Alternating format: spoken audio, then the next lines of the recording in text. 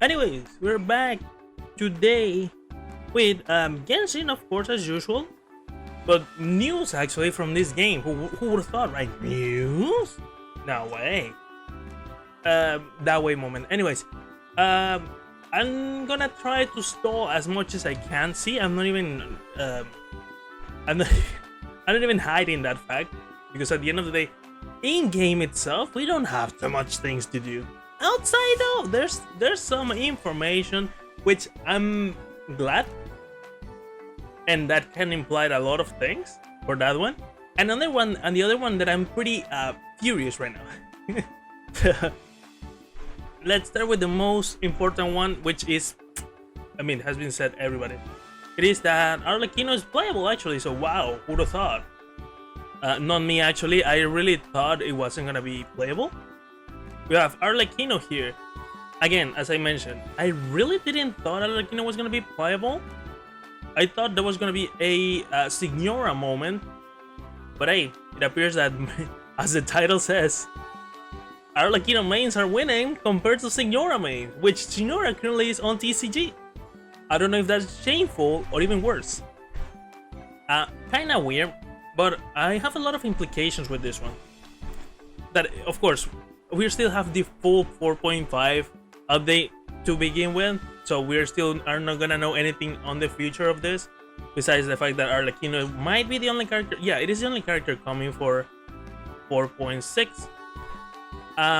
There's a lot of implication with this character, and I was thinking, the fact that they're bringing Arlecchino as a playable character, I don't know if we're gonna have the same situation as Child, because we still are missing the second boss of Fontaine, the second weekly boss. We only have the whale as the first one, so we're missing the second one. And I was like, maybe we either fight Arlecchino and we still can play her like Child moment, or maybe we work with Arlecchino to fight something even greater, and and she becomes part of that thing, something like that. That's the one that I was thinking of. But then at the same time, I was like, then who? Whoa, what happened there? Then who could be the character which is gonna introduce the weekly boss in the story quest? I was like, could be Furina, could be Nirviland. As usually, it is the Archon quest. Sorry, the Archon's character story quest. The ones that introduce the secondary boss, like Raiden Shogun's 2.5 second quest introduce the weekly bosses. Raiden Shogun, Zhong Li on 1.5 introduce Aishaha, Nahida 2.5 introduce Apep, the Guardian of the Oasis. So I guess you could have said that it might be Furina, but technically she's not the Archon. But then I thought, what if the story quest that is gonna introduce a boss is gonna be like Lini's quest, like second Lini's quest? Because at the end of the day, we still need to remember that Lini is a Fatui agent, but not a regular Fatui agent.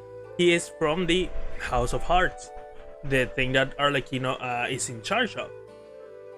So I was like, what if it's Lini's? So we can have like an introduction to Arlecchino a little bit more, or more than Arlecchino, to the Fatui part of the whole world. Because for us, the Fatui is only the bad guys. But how much do we actually know about them? Nothing. I don't see Lini as a bad guy overall. Child is not a bad guy. I mean, yeah, he might have done weird things, but overall, his objectives are not like bad overall. I said overall twice, sorry. It was like, I don't know about this one. It could be. So there's a lot of implications with Arlecchino coming to 4.6. I was going to Inazuma, what the hell? 2.6? I'm going back in time. If I go a little bit down, we are here finally on the peak of peaks. And you may be wondering, what do I mean by that? With CHIORI's banner, you may be like, oh, so what's the problem with this?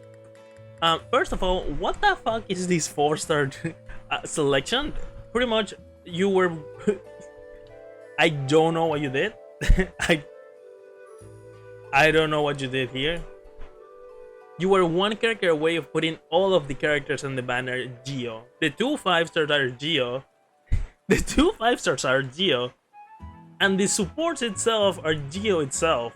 I get the part of, you know, Goro with Arataki Ito. That makes sense. The CHIORI part, I don't exactly know why it is changing. Maybe because CHIORI, it is a attack, a physical, what am I talking about? A basic attack character. I really don't know about that one, but I don't think Yunjin was something that you would have selected for this specific situation.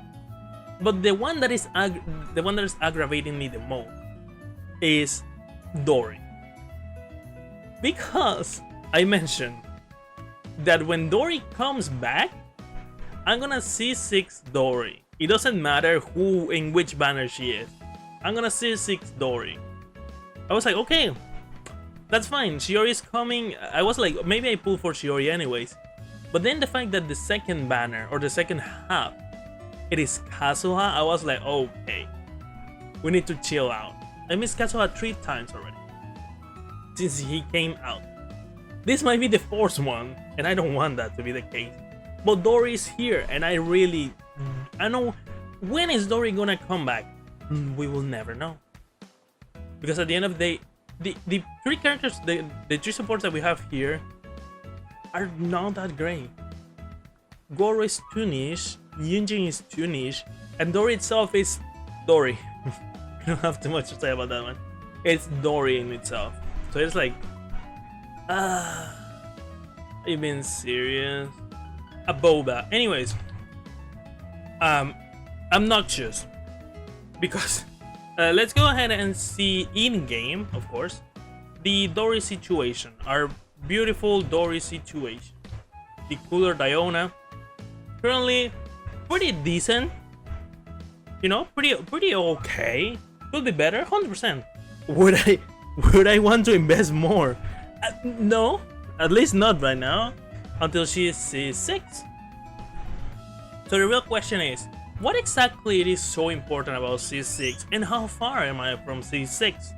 Simple, pretty far, pretty far. We are a little bit too far.